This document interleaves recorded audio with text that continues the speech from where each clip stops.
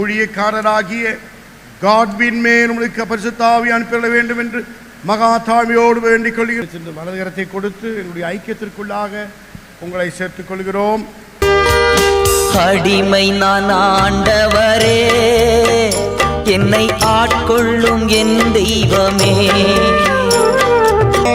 என் உடல் உமக்கு சொந்தம், இதில் எந்நாளும் வாசம் செய்யும். அடிமை நான் ஆண்டவரே, என்னை ஆட்கொள்ளும் என் தெய்வமே. உலக இன்பமெல்லாம் நான் உதறி தள்ளிவிட்டே. அடிமை நான் ஆண்டவரே, என்னை ஆட்கொள்ளும் என் தெய்வமே.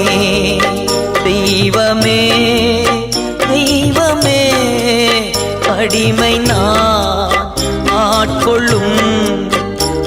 அடிமை நான் ஆண்டவரே, என்னை ஆட்கொள்ளும் என் தெய்வமே.